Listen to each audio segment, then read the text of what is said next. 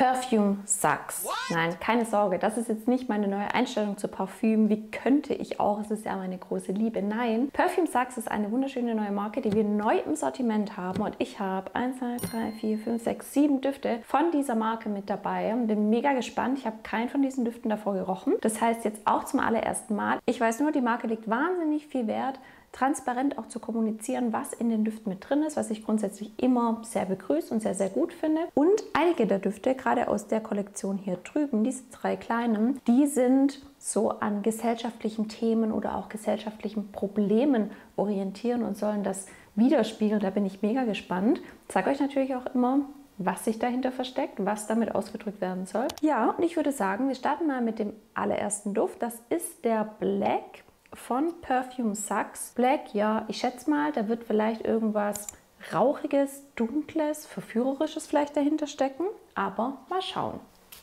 Ja, im ersten riechen was Würziges, Rauchiges. Wir haben hier nämlich Weihrauch in Kombination mit Pfeffer. Ist ein schöner Duft. Ich hatte es in einem anderen Video schon mal gesagt, ich bin sehr penibel, was Weihrauch angeht. Ich finde, Weihrauchdüfte sind in meiner Nase oft sehr schnell sehr kratzig und unangenehm.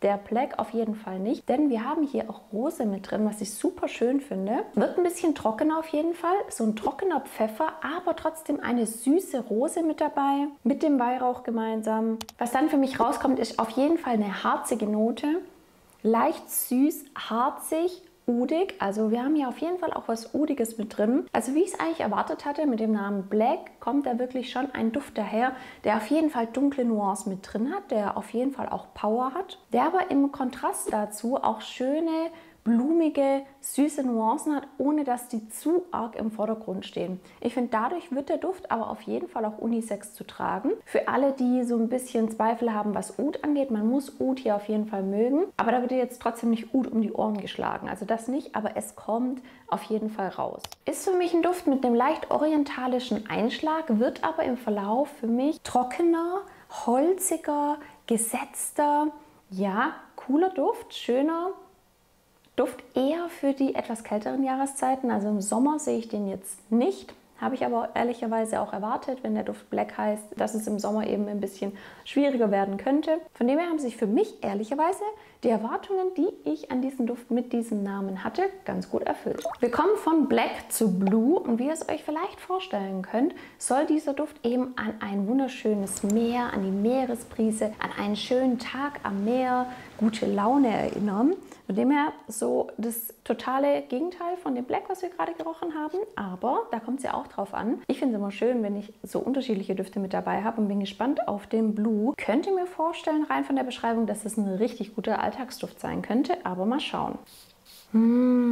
Absoluter Alltagsduft, wirklich so was Meeriges, was Milchiges. Ich finde es immer so interessant, wenn in dem Duft drin steht Meeresbrise. Ja, aber es riecht wirklich schön. Eine leichte Salznote, wie ich finde, aber nicht irgendwie abgestanden. Manchmal denkt man ja auch, wenn es so meerige Düfte sind, riecht es so ein bisschen algig. Nein, der ist wirklich hell, solar, wirklich diese gute Stimmung kommt definitiv in dem Duft mit rüber. Und da soll Pina Colada mit drin sein. Ich finde nicht, dass der eine alkoholische Note hat. Ich finde aber, es kommt was leicht Kokosartiges auf jeden Fall mit raus und eben was leicht Milchiges, was natürlich zu dem Pina Colada auch ganz gut passt, oder eben so ein bisschen Sonnencreme-Vibes auch. Der Duft strahlt für mich schon so dieses cremige, helle, weiße aus, leicht hellblau für mich. Super schön, wirklich. Ein sehr zarter Duft, definitiv auch für die warmen Jahreszeiten top geeignet, überall hin zu tragen und angenehmes Sillage. Also der geht einem nicht auf den Geist, sondern der umschmeichelt einen richtig schön, super unkompliziert zu tragen. Für mich übrigens definitiv auch ein Unisex, super für Frühling und Sommer, sehr, sehr cooler Duft. Wir kommen zu Red und ja, Red soll ein sehr aufregender Duft sein und uns die ganze Nacht begleiten, also ein anscheinend sehr, sehr guter Begleiter, um eben die Nacht zum Tag werden zu lassen und durchzutanzen. Schauen wir mal, würde ich mir jetzt was leicht Verführerisches, aber auch was ich gut durchsetzen kann, vorstellen. We will see. Schöner, frisch, fruchtig, süßer Start. Ein schöner Apfel, grüner Apfel für mich. In Kombination mit Mandarine, der ist wirklich saftig, der Duft. Der ist schön fruchtig, nicht zu aufdringlich, auch wenn er unser Begleiter in der Nacht sein soll. Nicht zu aufdringlich, schön erfrischend, schön süß, fruchtig. Und jetzt kommen schon weiße Blüten mit rein. Wir haben Orangenblüte, Maiglöckchen. Wir haben aber anscheinend auch Leder mit drin. Da bin ich mega gespannt, wie diese Ledernote rauskommt, weil das könnte ich mir in der Kombination sehr, sehr spannend vorstellen. Wahrscheinlich muss ich ein bisschen warten. Ich trage ihn mir mal auf die Haut auf. Ist auch so ein Duft, wo ich ganz am Ende noch mal gerne dran riechen wollen würde, wie denn die Ledernote da rausgekommen ist. Das finde ich nämlich super spannend. So Blüten in Kombination mit Leder und dann fruchtige Nuancen. Ja, könnte ich mir auf jeden Fall sehr, sehr gut vorstellen. Definitiv auch hier auf jeden Fall ein Unisex-Duft. Man muss aber eben dieses fruchtig-süße mögen. Und jetzt bin ich halt gespannt, wie das Leder noch so ein bisschen mit rauskommt. Könnte das Ganze ja noch mal ein bisschen maskuliner machen, wobei eben die Gesamtkomposition von diesem Duft wirklich in keine Richtung von den Geschlechtern her tendiert, sondern der ist wirklich von allen richtig, richtig gut zu tragen und hat eine angenehme Sillage. Und wie gesagt, am Ende vom Video riechen wir noch mal, ob das Leder dann rausgekommen ist. Wir kommen zu Green. Green soll von der Sonne inspiriert sein. Muss ich auch gleich an Natur, an eben grüne Komponenten auf jeden Fall denken. Vielleicht ein schöner Sommertag draußen in der Natur, die Sonne scheint, gute Laune. Schauen wir mal, was der Green wirklich verkörpert. Süß. Sehr süß und synthetisch im ersten Riechen. Krass. Auf jeden Fall, ja, der riecht nach Marihuana. Also wir haben ja auf jeden Fall eine Marihuana-Note mit drin, die aber richtig cool komponiert ist. Das ist kein so ein Kifferduft für mich jetzt, sondern schön ummantelt. Ah, wie schön. Eine coole Kombination. Also, erster Riecher, sehr süß, für mich synthetisch. Da gehen so kurz die Lichter ein bisschen aus und jetzt kommen Röstaromen rein, weil wir haben da geröstete Haselnuss mit drin. Vielleicht ist es auch die Kombination aus Kaffee und dieser gerösteten Haselnuss. Aber für mich kommen auf jeden Fall so leichte Röstaromen rein. Und das ist mega interessant, weil der wirklich schon süß ist. Grün, süß, synthetisch. Jetzt Röstaromen. Ah, das ist mega cool. Und dann haben wir in der Herznote Mango. Das heißt, dieses Fruchtige kommt mit rein. Für mich die Mango jetzt nicht so richtig saftig, vollmundig, aber man merkt eben, dass da was Fruchtiges, Süßes schon mit reinkommt. Aber es ist jetzt für mich kein so ein richtig klassischer Mango-Duft, wo man die Mango solo komplett rausriecht, das nicht. Es ist schon im Kern ein grüner Duft mit würzigen Nuancen, also er ist schon würzig, interessant, hell. Auf jeden Fall ein gute Laune-Duft, also ja, das ist damit auf jeden Fall getroffen worden.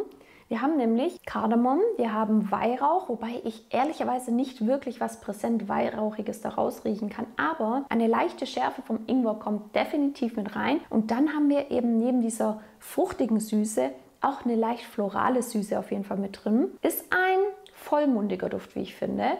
Ist aber in der Entwicklung wahnsinnig spannend, denn wir haben wieder Harz und Hölzer auch mit drinnen. Das könnte sich richtig, richtig cool und interessant noch weiterentwickeln. Auch hier, ich lasse den Duftstreifen mal liegen. Wir kommen zu dem Green auf jeden Fall nochmal zurück. Ich bin nämlich gespannt, wie sich da die Basisnote weiterentwickelt und was da noch so rauszuriechen ist. Für mich aber definitiv auch ein wirklich guter Alltagsduft, ein Duft, den man überall hintragen kann. Für mich auch eher in den wärmeren Jahreszeiten und, oh Wunder, Unisex. Und ich habe es schon angekündigt, wir haben jetzt 4 Düfte uns angeschaut, die auch eben von der Natur oder von bestimmten Themen inspiriert worden sind.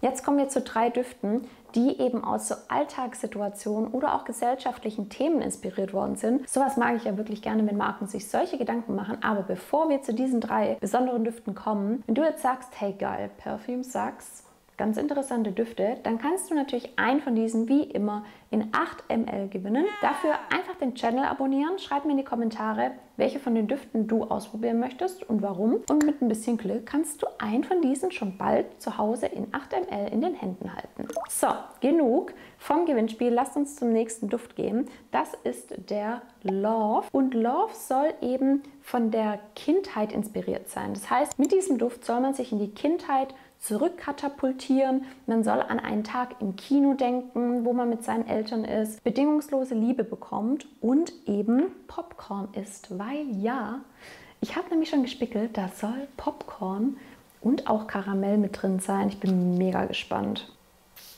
Oh mein Gott, definitiv Popcorn, Karamell, krass.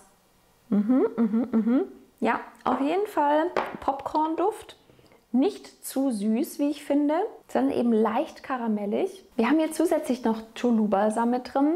Riecht so ein bisschen vanillig. Ist auf jeden Fall ein Gourmand. Ja, damit hätte ich nicht gerechnet, dass wir in der Reihe von dem, was wir bisher gerochen haben, wirklich auch mal so ein Gourmand mit drin haben. Dennoch ist der auf jeden Fall Unisex für mich, aber würde ich jetzt eher in den kälteren Jahreszeiten tragen. Ich weiß auch nicht, im Sommer so ein Gourmand mit Karamell oder auch Popcorn, Schokolade in die Richtung.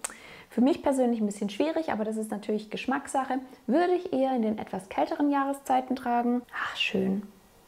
Ja, für alle Gourmand-Liebhaber, die Popcorn auf jeden Fall mögen. Aber ich finde wirklich, dass der nicht zu süß wird. Also der ist nicht unangenehm in der Nase, sondern man hat immer dieses frisch gepoppte Maiskörnchen irgendwie in der Nase. Eben dieses frische Popcorn, ohne dass es zu süß ist. Für mich auf jeden Fall auch Unisex und angenehm zu tragen. Der Duft ist natürlich nicht frisch, nicht so erfrischend wie irgendwie fruchtige Düfte, die wir gerochen haben, zum Beispiel der Green oder eben auch der Red. Also da fehlt so ein bisschen diese Fruchtigkeit, diese Frische natürlich, ist aber halt auch ein Gourmand, geht in eine komplett andere Richtung. Mega spannend zu riechen. Wir kommen zum Wealth und was soll ich sagen? So einen Duft habe ich noch nie gerochen. Dieses Konzept von diesem Duft ist echt... Ja, also grundsätzlich soll uns der Duft daran erinnern, dass es darauf ankommt, was wir im Leben erreichen können, in welchem Wohlstandsgefüge wir aufwachsen. Ist ja auf jeden Fall ein Thema in der Gesellschaft, was definitiv diskutiert und angegangen werden soll. Von dem her, ja, finde ich gut, dass die Marke da so ein Thema aufgreift, aber die Interpretation von diesem Duft ist richtig krass. Denn der Duft soll eine 200-Franken-Note widerspiegeln, sodass man sich mit diesem Duft, wenn man ihn trägt, eben wohlhabend fühlen kann. Und da wurde wohl tatsächlich der Duft analysiert von dieser 200-Franken-Note. Jetzt habe ich ein Problem, habe noch nie an einer 200-Franken-Note gerochen. Wenn du eine zur Hand hast oder schon mal dran gerochen hast, dann sag mir mal bitte, wie dieser Geldschein riecht, weil ich habe keine Ahnung. Ich muss mich jetzt darauf verlassen, dass die wirklich so riecht wie dieser Duft. Ich bin mega gespannt. Aha, pudrig für mich. Pudrig, trocken. Wir haben auf jeden Fall Blumen mit drin. Iris, Mimose, Heliotrop. Daher kommt eben aus dieser Kombination auf jeden Fall auch dieses Pudrige mit raus. Ja, Geldschein ist natürlich Papier, ist in irgendeiner gewissen Art und Weise trocken. Also wenn mein Geldschein so gut riechen würde mit so floralen Noten, dann wäre ich echt froh. Bekommt im Verlauf so eine leicht holzige Note mit rein. Wir bekommen Sandelholz, macht den Duft noch so ein bisschen staubiger, trockener. Also das ist wirklich Puder, Trockenheit, was leicht Staubiges, ohne negativ das zu meinen, weil wir haben natürlich schon wirklich eine schöne Duftkomposition, weil wir eben auch Blüten mit drin haben. Weil er eben so trocken und pudrig ist, auf jeden Fall ein Duft für die kälteren Jahreszeiten, für den Sommer absolut ungeeignet. Da will man ja wirklich was Erfrischendes, Zitrisches oder Grünes oder was ja Aquatisches. Da würde ich den gar nicht sehen, aber ansonsten auf jeden Fall ein Alltagsduft. Ich muss sagen, ich ordne pudrige Düfte oft eher in die feminine Richtung rein. Ich weiß aber, dass sehr viele Männer auch gerne solche pudrigen Düfte riechen oder auch tragen. Insofern auch hier Unisex. Ja, jetzt aber im Sommer definitiv zu trocken. Ich finde es trotzdem mega spannend, dass da so ein Duft konzipiert wurde und was da eben an Story dahinter liegt. Und ja, warum auch mal nicht eine 200 Franken Geldscheinnote in einen Duft verwandeln? Okay, kann man schon mal machen. Last but not least kommen wir zu Flash. Und auch bei Flash ist ein Thema dahinter, was auf jeden Fall top relevant ist, und zwar das Thema Drogen. Dieser Duft soll dich in einen Rausch versetzen, ohne dass du negative Konsequenzen danach hast. Und witzigerweise in der Duftbeschreibung schreiben sie auch davon, stellt euch eine Welt vor, ohne die Gier- und Kruxgetriebenen Banken. Naja, ich weiß nicht. Vielleicht gibt es da irgendwelche persönlichen Erfahrungen. Auf jeden Fall der Duft eben dem Thema gewidmet, Sucht, Drogen, und das Credo ist einfach, trag lieber diesen Duft und hab einen Trip, von dem du keine negativen Folgen hast, ist sehr viel besser. Schauen wir mal, auf was für einen Trip ich mich jetzt begebe. Krass, okay, habe ich auch noch nie gerochen. Pfeffer, auch hier Popcorn mit drin und Trüffel.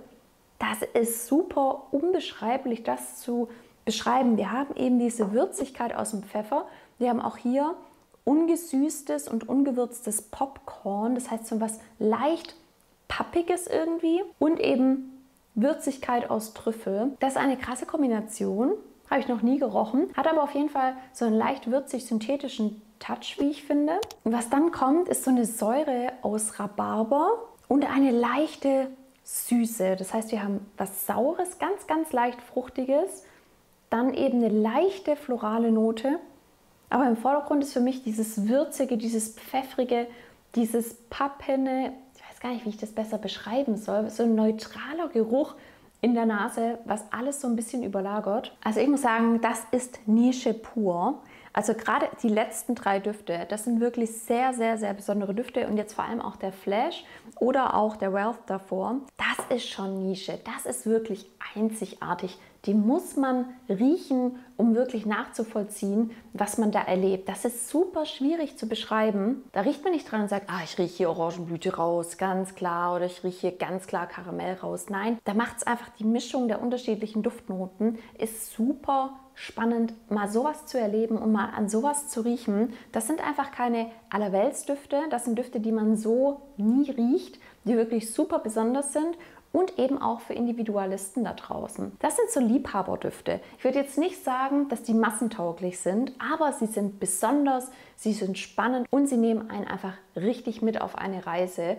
Und ich finde es immer faszinierend, wie Parfum das schafft, einen mit auf so eine Reise zu nehmen und einem selbst so ein Erlebnis zu geben. Und jeder interpretiert da ja auch unterschiedliche Dinge rein.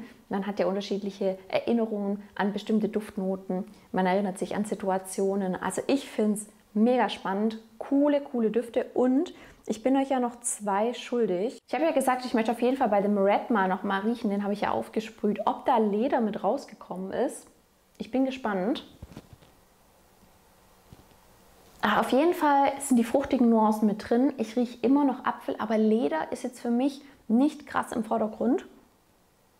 Ich kann aber auf jeden Fall sagen, dass es ein Unisex-Duft ist. Die fruchtigen Nuancen sind auf jeden Fall im Vordergrund, aber ich würde jetzt nicht sagen, dass für meine Nase da Leder komplett im Vordergrund steht. Und der zweite Duft, wo ich nochmal dran riechen wollte, war ja der Green Vial, da Hölzer oder auch Harz mit reinkommen soll. Das ist immer noch Marihuana mit was Fruchtigem. Wahrscheinlich die Mango, auch wenn, wie gesagt, nach wie vor die Mango jetzt nicht als Mango raussticht. Wir haben auf jeden Fall, wie ich finde, so eine süße Harzigkeit schon mit drin im Hintergrund, die sich aber perfekt mit den fruchtigen Nuancen verbindet. Das heißt, es ist jetzt kein dunkler, vollmundiger, harziger Duft, nein, sondern dieses grüne, würzige, süße, Fruchtige steht auf jeden Fall im Vordergrund. Ich bin gespannt, was ihr zu Perfume Saxe und zu den Düften sagt. Lasst es mich mega gerne in den Kommentaren wissen und ganz viel Spaß auf eurer ganz persönlichen Reise, je nachdem, welchen Duft ihr ausprobiert. Und denkt dran, am Gewinnspiel teilzunehmen. Bis ganz bald. Ciao, ciao.